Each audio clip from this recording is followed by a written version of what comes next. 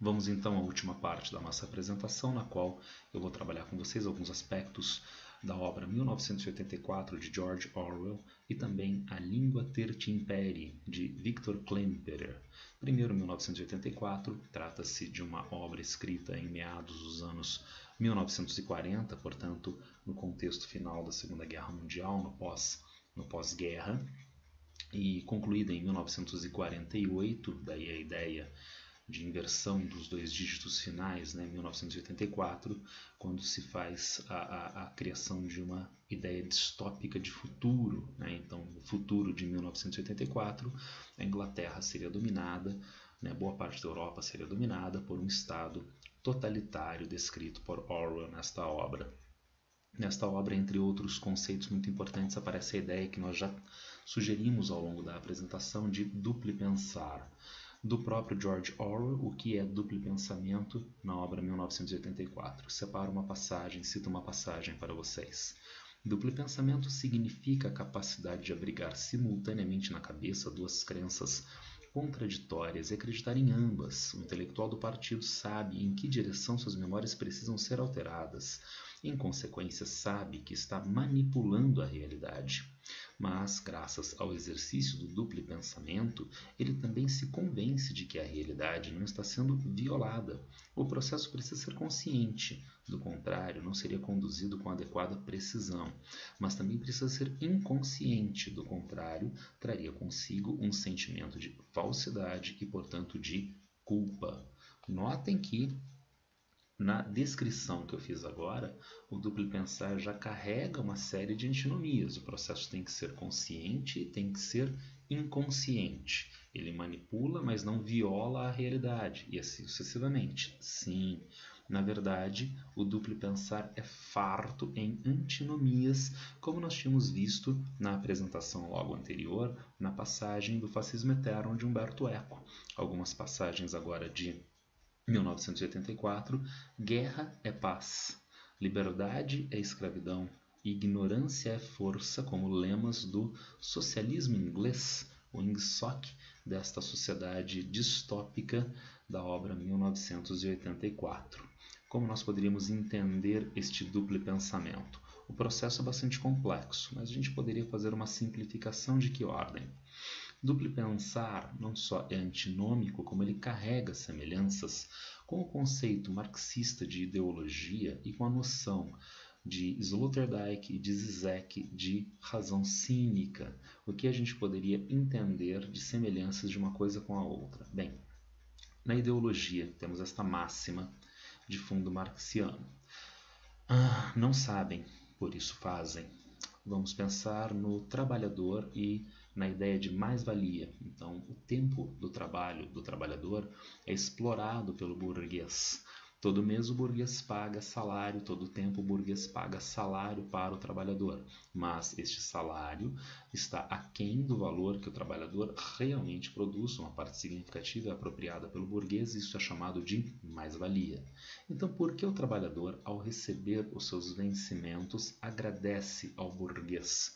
A resposta é: eles não sabem, por isso fazem. E nessa perspectiva, a ideia, também de fundo marxista, de criação de consciência, isto é, se as pessoas forem dotadas de uma consciência, de um saber acerca deste processo de exploração, elas deixarão de ser exploradas, elas atuarão conjuntamente com vistas à superação da exploração. Será que isto aconteceu desde o século XIX até a atualidade? A resposta é não. E por que não aconteceu? Uma resposta que é bem mais profunda do que isto, mas vamos lá. Em Sloterdijk e em Zizek, sabem, ainda assim fazem. Qual é o trabalhador que não sabe hoje que é explorado pelo patrão? Eu diria que nenhum. O trabalhador pode não ter uma noção mais clara do conceito de mais-valia. Ele pode não explicar o conceito de mais-valia, mas ele sabe que ele é explorado pelo patrão, que o patrão obtém lucro através do trabalho dele e assim sucessivamente. Então, por que ele faz? Ele faz por uma questão de sobrevivência. Ele sabe que são processos contrários do ponto de vista ético, do ponto de vista dos seus benefícios materiais. mas ele não tem outra solução que não a manutenção desses processos em uma lógica de sobrevivência pessoal. Para quem ainda está achando tão complicada a permanência dessas antinomias, vamos a outra. Eu acho que todos os vestibulandos têm algum controle sobre a filosofia kantiana e o imperativo categórico. A máxima de agir moral kantiano, que demanda a lei universal, isto é, um agir que pode ser transformado em lei universal, isto é, todos podem fazer a qualquer tempo. Então, agir moral é universalizável. Será que dizer a verdade é moralmente válido? Sim, todos podem dizer a verdade a qualquer tempo. Então, isto pode ser transformado em lei universal. Os vestibulandos estão em uma lógica competitiva para ingressar em poucas vagas do vestibular. Essa lógica competitiva intrínseca ao vestibular propriamente é passível de universalização? Não. Alguns passarão e outros não passarão. Não há vagas para todos. De que maneira nós podemos conciliar, então, a ideia de vestibular competitividade de um lado e o agir moral kantiano? Não podemos. E o que o vestibulando faz? Dá de ombros, porque a realidade é assim e a ela eu tenho que me adequar. Então nós temos manifestações e que, vejam, não estão em Salvini nesse caso, né? Estão no nosso cotidiano. É um cotidiano que é marcado por contradições e contradições que tendem à desumanização da pessoa. E nós frequentemente incorporamos este processo ao invés de o identificar, de o objetivar com vistas à sua superação. Duplo pensar e novilíngua. Novilíngua é um outro conceito de 1984. E o que é a novilíngua? É uma nova língua. Então, há um esforço nessa sociedade totalitária descrita em 1984 na produção de um novo idioma. E esse idioma teria quais características? Na fala de Juliana de Miranda e Castro, nós teríamos: a novilíngua buscava, portanto, apagar o trabalho do sujeito e elidir a enunciação. Visava-se a voz unificada das consígnias do grande irmão, cujo objetivo final era sua repetição. A palavra virava pura prática fonatória desumanizada de uso simplesmente operatório. Trata-se, portanto, de um esforço de, através do idioma, ter um controle sobre as pessoas. Como isso se daria? Como a gente poderia caracterizar esta novilíngua?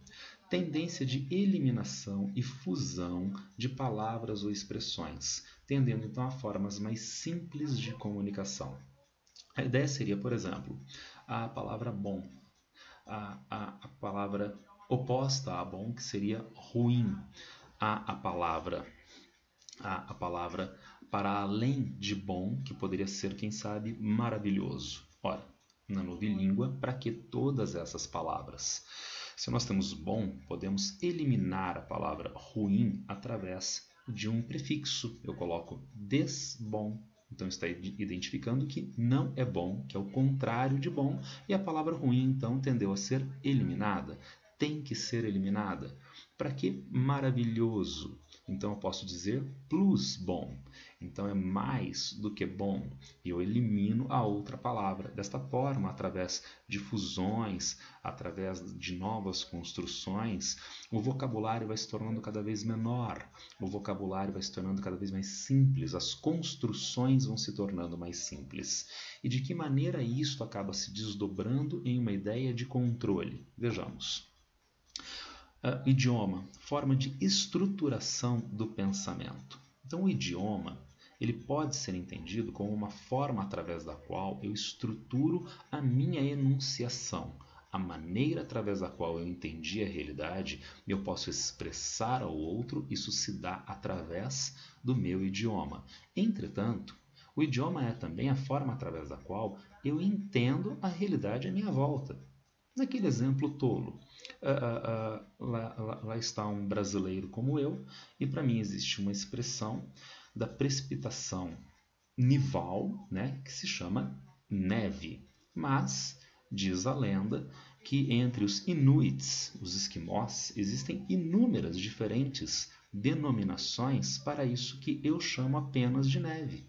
Então eu vejo uma precipitação que está ocorrendo, eu vejo uma precipitação que ocorreu e a chamo de neve. Mas o Inuit tem formas as mais diversas de fazer essa mesma denominação e, portanto, eu tenho recursos muito mais toscos de entendimento e descrição da neve do que um Inuit, do que um esquimó. A ideia de simplificação da língua é uma ideia de redução da capacidade de entendimento da realidade. Ao invés de você entender a realidade a partir das suas diferentes nuances, a partir das suas matizes, não. A realidade vai se tornando crescentemente preta ou branca. A realidade vai se tornando mais simples, não apenas no seu entendimento, mas igualmente na sua possibilidade de descrição, de enunciação desta realidade.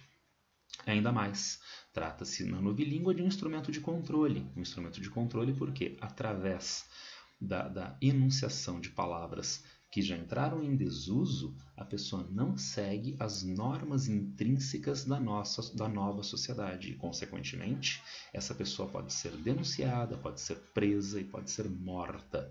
Se a pessoa, numa fala cotidiana, cita, por exemplo, a palavra ruim, essa palavra já entrou em desuso, então essa pessoa não está usando as palavras do novo dicionário. Essa pessoa teria incorrido em crime de pensar.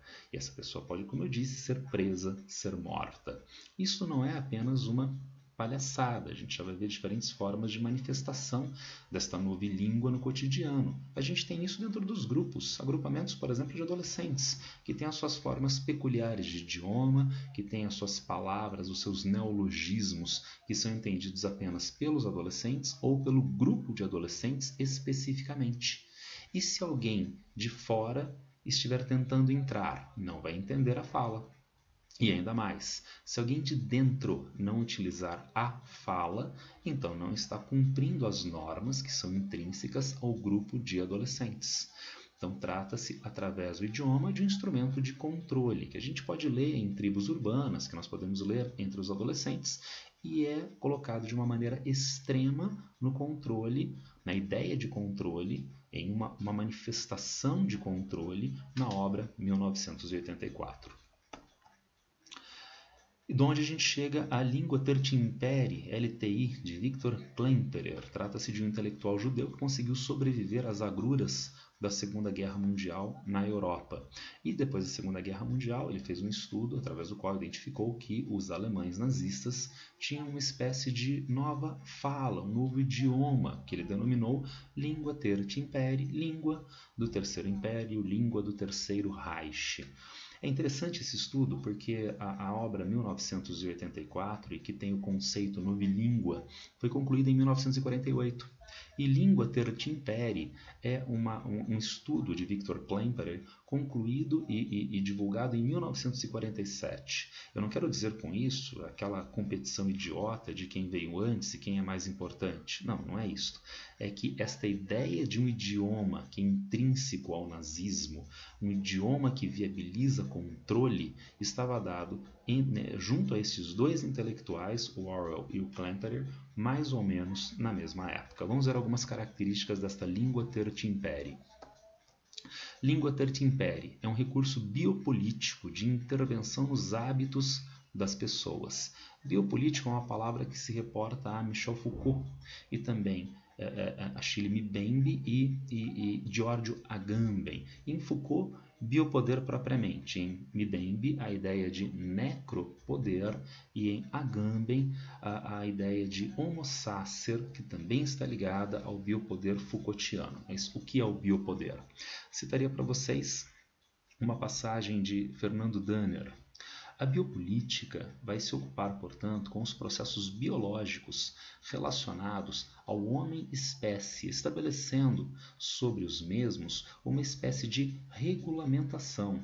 E para compreender e conhecer melhor esse corpo é preciso não apenas descrevê-lo e quantificá-lo, por exemplo, em termos de nascimento e de mortes, de fecundidade, de morbidade, de longevidade, de migração, de criminalidade, etc., mas também jogar com tais descrições e quantidades, combinando-as, comparando-as, sempre que possível prevendo seu futuro por meio do passado. E há aí a produção de múltiplos saberes como estatística, demografia e medicina sanitária. Nesta passagem nós temos então uma descrição da ideia de biopoder, de biopolítica em Michel Foucault, que é um poder sobre a vida, sobre o direcionamento das vidas das pessoas. Lá estão os velhinhos no meio do ano que morrem. Primeiro, eu já dei a dica, quem morre? Velhinhos. Mas por que eles morrem? Eles morrem em acidentes? Não, eles morrem de gripe comum. Eu não estou falando de Covid-19, de gripe comum. Então, já que nós conseguimos identificar, e vejam, essa identificação demandou recursos diversos, recursos da medicina, pesquisa de campo, estatística, tratamento estatístico dos dados e assim por diante. Agora nós podemos criar com recursos diversos também ciência política, mobilização das instituições, medicina pública, marketing, campanha de vacinação, atingindo um objetivo que é vacinar os idosos, junto aos quais nós temos então a expectativa de redução da mortalidade por gripe convencional. Então, isto seria uma manifestação de biopoder.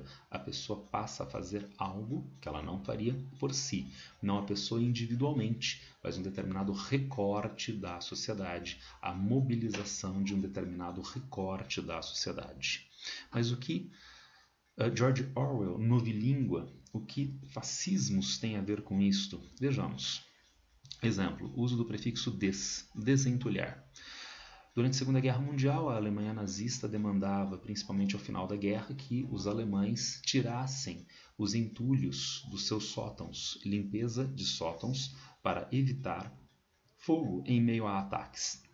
Com o sótão entulhado de coisas como sofás velhos, móveis velhos, revistas, é material que gera uma massa, tem um peso total, e isso pode ser muito prejudicial dentro de um contexto de ataque, de guerra, de estresse estrutural do imóvel, além de ser material combustível, e não apenas se incendiaria junto à residência, mas várias residências, causando um dano cada vez maior a estas áreas civis da Alemanha nazista. Agora, como mobilizar a população para elas retirarem este entulho? Então, eu vou pensar em uma campanha através da qual eu anuncio à população que elas devem retirar o entulho, o lixo dos seus sótãos, porque isso é muito perigoso, porque isso pode se incendiar em caso de ataque. Ora, grave erro.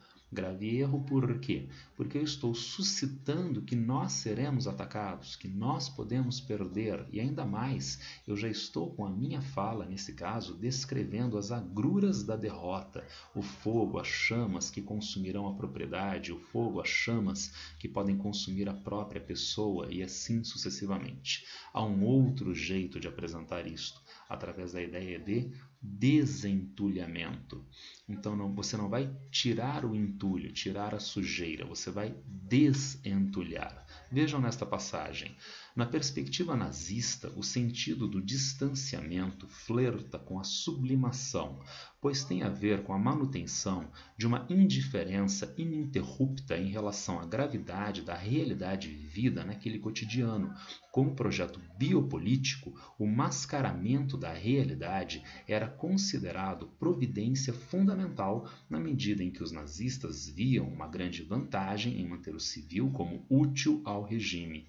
Então, através do desentulhar, não se cria pânico, e ao contrário, você está fazendo uma coisa muito positiva junto àquilo que nem deveria estar ali, que é o entulho, junto ao que você tem um distanciamento, não apenas na mobilização do lixo, como no próprio processo que se tornou objetivado. Para não estender a ideia de sublimação, não é cabível na aula, me permitam a abordagem de outra forma, com base no existencialismo sartreano e a ideia de riso. Se eu tenho um problema, e se eu consigo descrever este problema, se eu consigo dar risada deste problema, claro que a psicanálise questionaria o que eu vou dizer, tá? Se eu consigo dar risada deste problema, este problema não é necessariamente, intrinsecamente meu. Eu o coloquei fora de mim, a ponto de eu o poder descrever, a ponto de eu poder dar risada deste problema. E se esse problema não é mais meu, intrínseco a meu, se ele está fora de mim, eu posso mobilizar este problema como eu quiser. Esta mesma ideia estaria embutida nesta noção de sublimação colocada no texto, nessa noção de distanciamento através do prefixo des no processo de desentulhar o sótão. Então trata-se de uma série de recursos que são pensados na enunciação com vistas a que se atinja um objetivo junto a um agrupamento de pessoas. E, portanto, isto é uma manifestação de biopolítica Foucaultiana. É claro, existem pessoas que são mais ou menos suscetíveis na Alemanha nazista em relação a este processo. Quem vai ser mais suscetível? Os jovens. E daí o que nós já vimos nas outras partes da apresentação, no quadro do filme Jojo Rabbit, a juventude hitlerista que aparece aqui na nossa foto de época. E também no filme A Onda, onde o professor mobiliza os jovens estudantes que são mais suscetíveis a essa indução pela fala. Agora, seriam apenas os jovens de hoje? Seriam apenas os jovens da juventude hitlerista?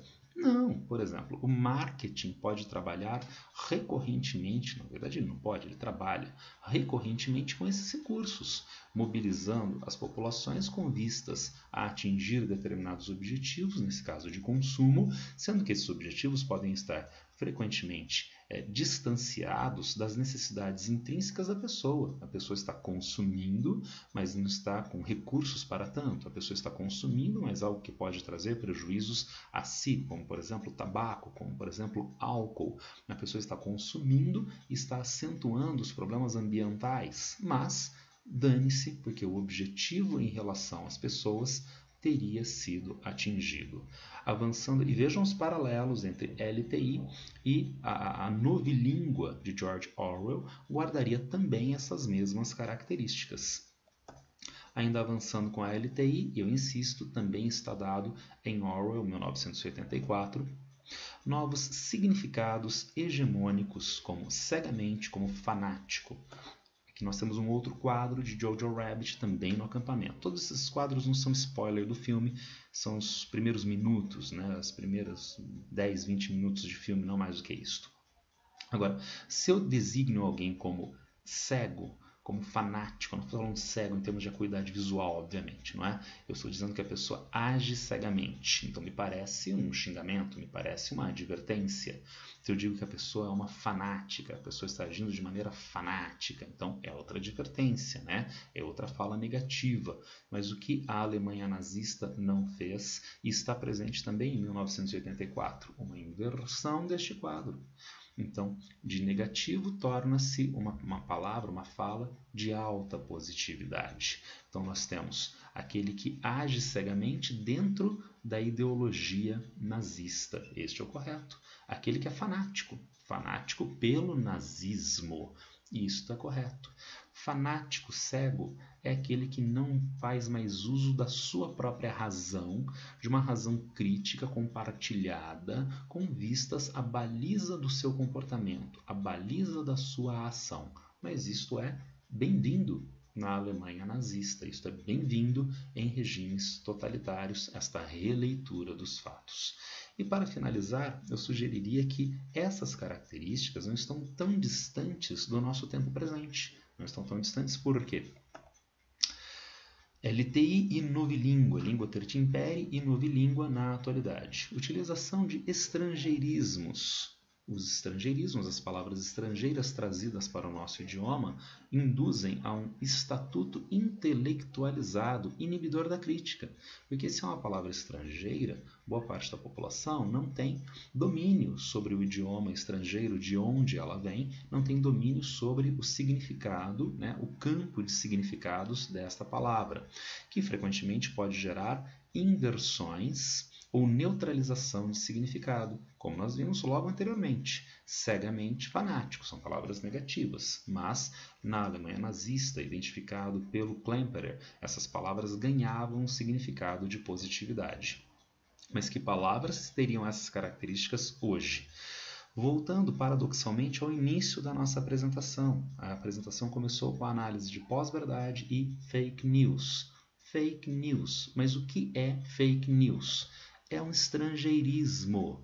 Será que nós não temos qualquer palavra no idioma português que traduza mais ou menos a mesma ideia? Temos. É mentira. É nativa do português. Se é nativa do português, todas as pessoas no Brasil que têm controle do idioma português vão poder debater em torno desta palavra que está se reportando a um determinado fenômeno.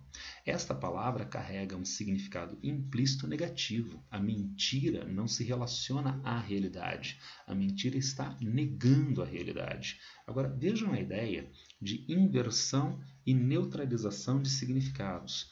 Fake news não carrega intrinsecamente este mesmo significado de negativização. Ao contrário. Então, essa notícia é uma mentira. É mais uma fake news. Mais uma, adicionamos. Ela tem uma substância. Ela não é mera mentira. Ela é uma fake news. E o que é fake news? Se eu não conheço inglês, se eu não conheço o uso difundido recentemente da palavra, eu não tenho nem como debater que a notícia é ou deixa de ser a dita fake news e assim sucessivamente. Portanto, hoje nós ainda temos uma série de aspectos contraditórios no nosso cotidiano que foram muito bem descritos por Orwell em 1984, o duplo pensar, a novilíngua, que também foi debatida por Victor Klemperer na sua Língua Tertia Imperi e estão no nosso cotidiano. Essas características precisam ser identificadas, que essas características suscitaram regimes de violências extremas ao longo do século XX e nós estamos caminhando, em grande parte, na mesma direção. Bem, é isso por hoje. Eu espero que vocês tenham entendido a apresentação. Caso alguém queira debater, levantar alguma dúvida, algum questionamento, use os nossos canais de comunicação, Facebook, Instagram, né, ou através do e-mail que aparece descrito aqui no GeoVest. Abraço a todos e boa sorte!